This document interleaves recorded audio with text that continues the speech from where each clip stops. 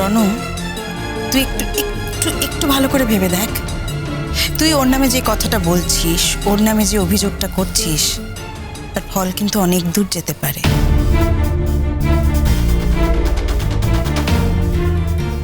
না না, আমি মানছি তুই ওর স্বামী বলে তোর ওর ওপর অধিকার বোধটা অনেক বেশি, তাই তুই এত কথা বলছিস। কিন্তু আমি বলি কি রনু, তুই একটুখানি বুদ্ধি খরচ করে একটু র্যাশনালি ভাবার চেষ্টা কর প্লিজ। আমি অনেক র্যাশনালি ভেবেছি কলিদি। দেখে এখন কি করণীয় সেটা বলো না, কি করণীয়? এরপর থেকে ইমনের কোনো বন্ধুকে এ বাড়িতে অ্যালাউ করা হবে না কখনো। না কোনো ছেলে বন্ধু, না কোনো মেয়ে বন্ধু, কোনো দরকার নেই। পড়াশোনা করতে দিয়েছি, এটাই যথেষ্ট, এর বেশি আর কিছু নয়।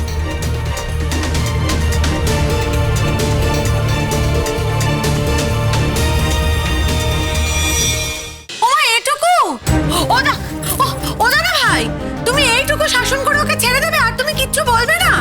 ও বাবা, তাহলে তো ও কলেজে গিয়ে একই কীর্তি করবে। বিটু, খবরদার! তোমার সব কথা বলার কি দরকার আছে? ভিতরে এও না, যাও।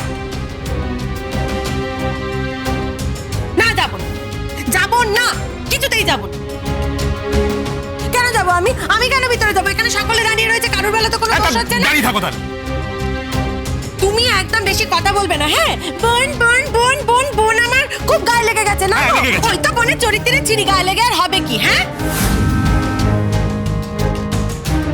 আমার সঙ্গে একদম এসব করতে আসবে না, আর আমার উপরে ঝাল মেটাতে আসবে না। অসভ্যতা করছো, অসভ্যতা একটা লিমিট থাকে। একদম চুপ। দেখ বকছিস কেন রে? দেখ মোটে বকবি না, ভুল কথা বলিনি, একদম ঠিক কথা বলেছে। তুই তো বন বন বন বন করে একবার মাথায় চড়িয়েছিলি। কিসের এত আটা রে?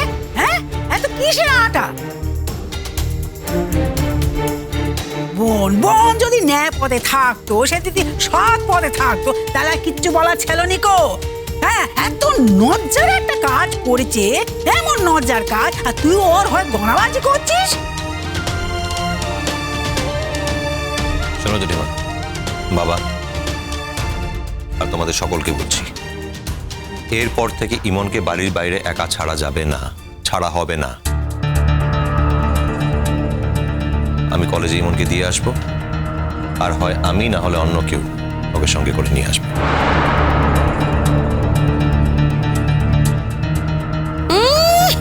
তোমার বউ একেবারে সুবোধ বালিকা কি না, যে যা বলবে তাই শুনে ঘরে বসে থাক।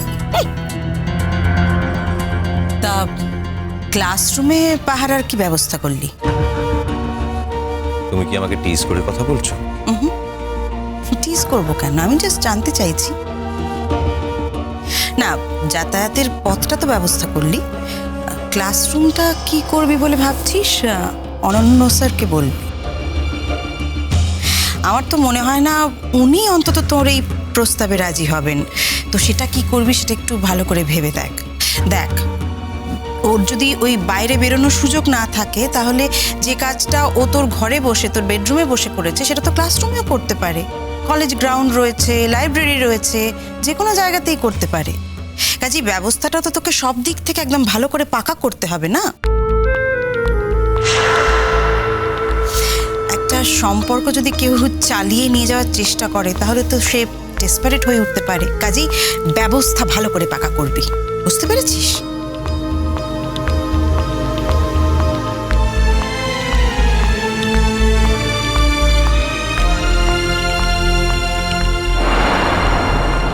এবারে একটা অদ্ভুত মজা দেখছি, সেটা হচ্ছে যে মেয়েটাকে যারা সাপোর্ট করে তারা কেউ ওর কোনো দোষ দেখতে পায় না।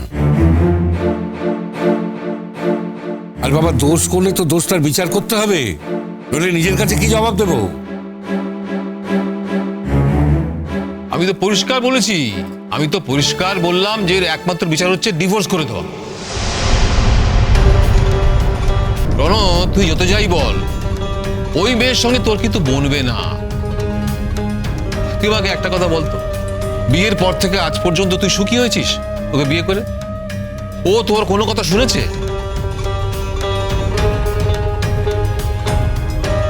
ও আমাদের যেভাবে অপমান করে, তোকে অপমান করে না, এটা আমাদের বিশ্বাস করতে বলছিস? সেজন্য তুমি এই ব্যাপারে কেন কথা বলছো? দেখো, এই সিদ্ধান্তটা কিন্তু রনর। আফটার অল রন ইমনকে ভালোবাসে। এই বাড়িতে আমরা শুধু থাকি, জানলি সাবু, আমাদের কথা বলার কোনো অধিকার নেই। ঠিক বলেছিস। কথা বলা মানে যদি অন্যায়ের সমর্থন করা হয় তাহলে বলবো না, সেই অধিকার কারণ নেই তোমাদের। নিজেরা যে কত সাধু তাও যদি না জানতাম।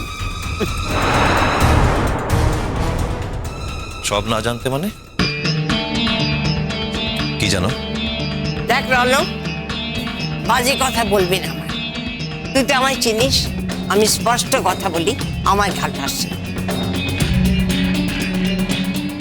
এ বাড়িতে আরেকটি বউ কার সঙ্গে কি করে সেটা কিন্তু আমরা দেখি, জানি।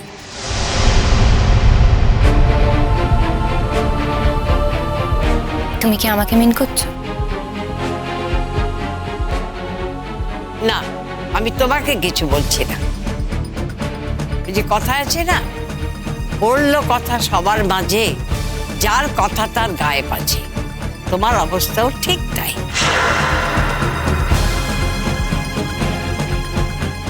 তুমি তো জানোই যে তোমাকেই বলা হচ্ছে, আর বলার মতো কাজ কি তুমি করো না?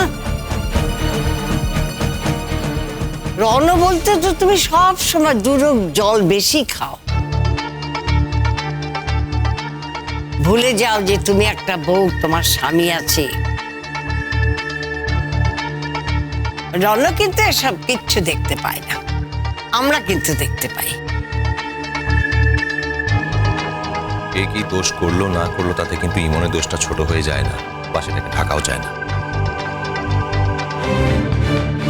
আমি তো ভাবতেই পারি না যে ইমন এমন একটা কাজ করতে পারে।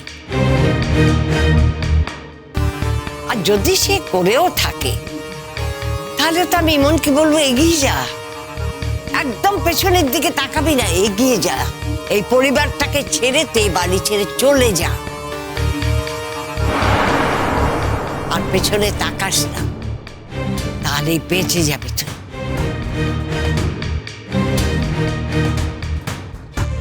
ও তোকে কি ডিভোর্স দেবে?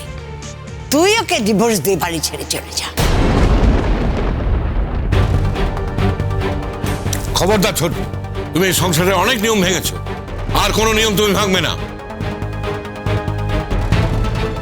দেখো, তোমরা নিজেদের মতো থাকো, আমরা তোমাদের কোনো ব্যাপারে মাথা গলাই, তোমরাও আমাদের কোনো ব্যাপারে মাথা গলাবে না, ব্যাস। সাবু, আমরা ওদের কোনো ব্যাপারে থাকবো না। ওরা পরিষ্কার বুঝিয়ে দিয়েছে আমরা ওদের কোনো ব্যাপারে থাকতে পারি না। চল। মা, তোমাকে কিন্তু কেউ কিচ্ছু বলেনি। মেজো মাসিমণি অনেকক্ষণ ধরে অনেকগুলো কথা বলছে, তাই। তুমি মাঝখানে কথা বলতে এসছো কেন? মেজো মাসি যে কথাগুলো বলেছে, তোমার কি মনে হয় সেই কথাগুলো আকাশ থেকে পড়েছে? আমরা সেই কথাগুলো সম্পর্কে জানি না, না আমাদের চোখ নেই?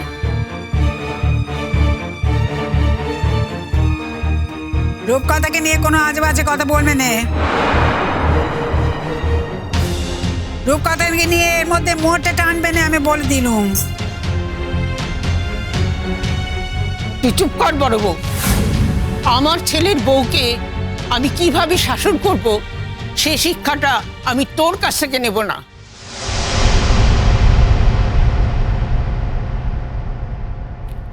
চল সাবু।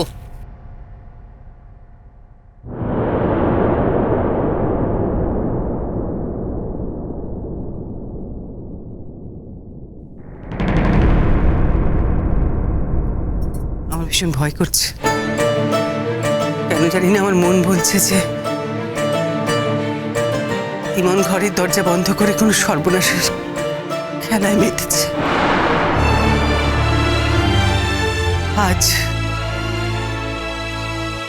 আজ যদি ইমন কিছু করে বসে, তাহলে কিন্তু আমি এই বাড়ির সমস্ত নিয়ম ভেঙে থানায় যাব। আমি পুলিশকে বলবো যে মেয়েটা যে ভুল করেছে তার জন্য এরা তাই